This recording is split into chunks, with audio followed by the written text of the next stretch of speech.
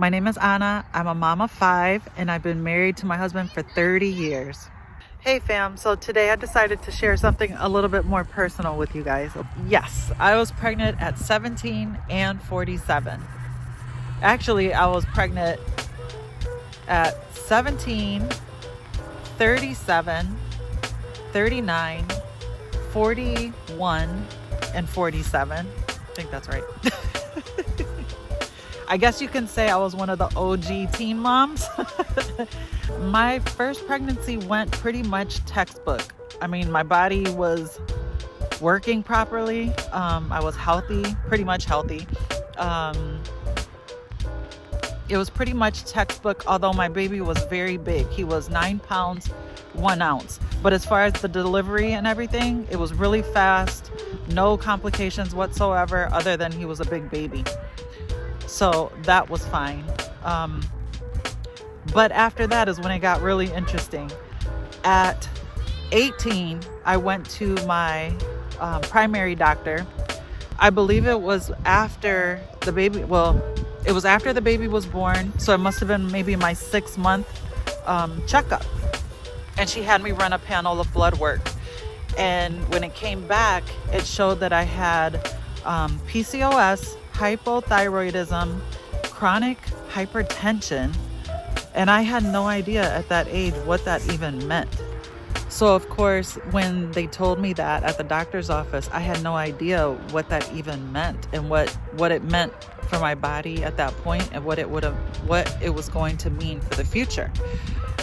My husband and I had already been married for about 2 years, and so our son was already 3.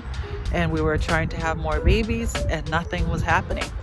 So even though I had heard the information that I had PCOS and had all of these complications and medical issues, I didn't understand how that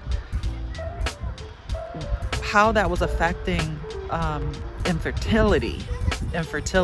I had no idea until later, learning, what exactly it meant to have all of these things happening to my body. I know my lifestyle at the time was not the best. I ate almost all processed foods. I love nachos personally. My weight had ballooned up to about 250 pounds. So I was really unhealthy at the time. And I had no idea what these things that I was consuming was actually doing to my body at the time. Hubby and I, with God and acceptance, we just continued our lives and accepted that we weren't going to have any more babies. Although we tried for 20 years. We were infertile for 20 years and not understanding still what was happening. But, we had belief in God. So we were trying to be patient in that and find comfort in that. Fast forward to 2011. When my husband went to his pilgrimage in Mecca, Saudi Arabia. When he went there, he prayed for lots of things, lots of people, but specifically, he prayed for me and my health to improve. So when he came back, I began doing things like exercising more, eating healthier foods, more whole foods in my diet, staying away from some sugars and processed carbs. And I saw, my weight slowly go down. I began enjoying things like Zumba and walking and just being outside, and being more active in general. With my weight starting to drop, I also noticed things like my blood pressure stabilizing. It started improving. My blood sugar was stabilizing. Seeing those changes really motivated me to continue on with this journey, and seeing the benefits of what was happening and the changes happening to my body, it really kept me going. It really motivated me to continue on. Shortly after that, I was around 36 when I started noticing the biggest change in my body. And at 37, I learned that I was expecting our second baby, and we were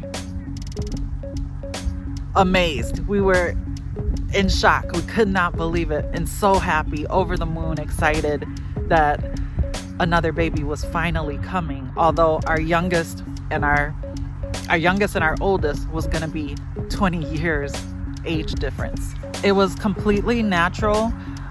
We never used IVF or anything. We couldn't afford it anyways, but we never used Clomid, IVF. It was completely natural, just with the changes that I had made in my life. 2 years after that, I was pregnant at 39 with my son Omar. And then 2 years after that, I was pregnant with our daughter Salma. So now we have 4 kids, and still could not believe that this was happening to us, especially being so fertile at an older age. You know, I got used to being the OG teen mom. I was the young mom, and now all of a sudden, you know, the tables had turned, and now we're the old parents. So how do you take that, and what do you do? The biggest difference that we found is that being parents of an older age, we noticed right away the energy level is non-existent. You know, you're tired much faster than when you're young. When you're young, you have all the energy in the world. You can run after your babies and play with them, no problem. When you're older, you're like, you know, just give me a coffee and let me sit down on the couch for 5 seconds. But they don't want that. They want you to go too. And they deserve that. And just when we thought that we were all done, at 47, I found out that I was expecting one more time, our last time, with baby Yusuf, who I love so much, and I'm so happy he's in our life. He's changed our life tremendously, all of us, and all of the kids as well. You know, everybody loves him to death.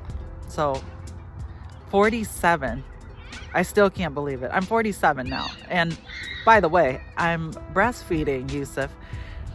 And so I will be doing a breastfeeding, what I eat in a day for breastfeeding older mama video pretty soon here.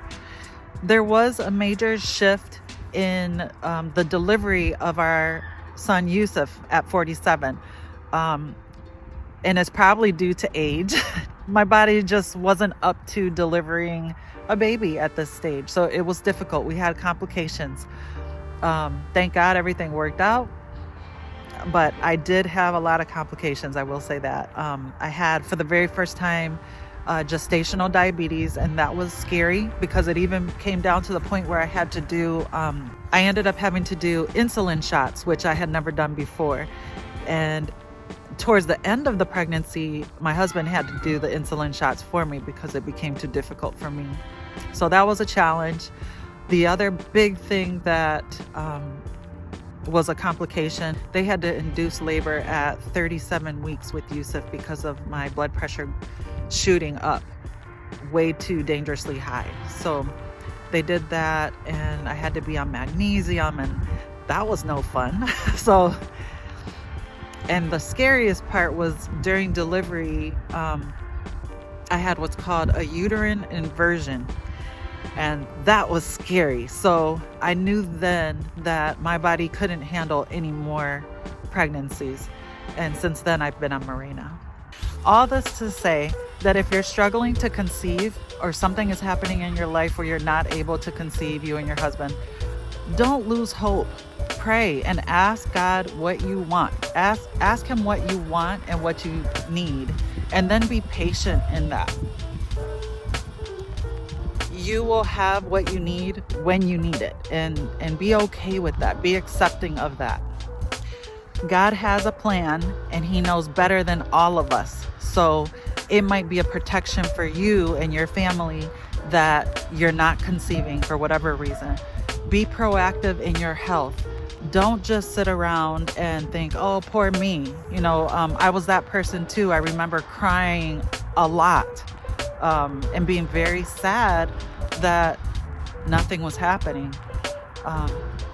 But now looking back, it's like, I understand, you know, it wasn't our time yet. And now it is our time. And I'm so thankful. I'm so thankful for everything. I really hope that this information and my story was helpful to you and brought you some light and some hope. My name is Anna.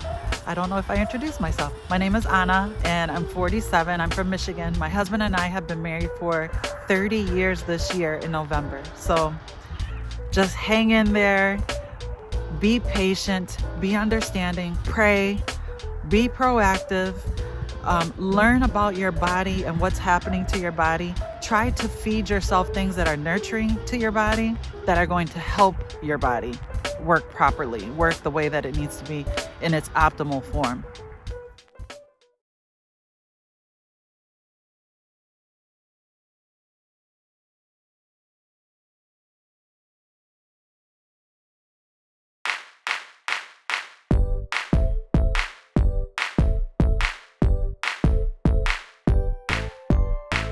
Stay up.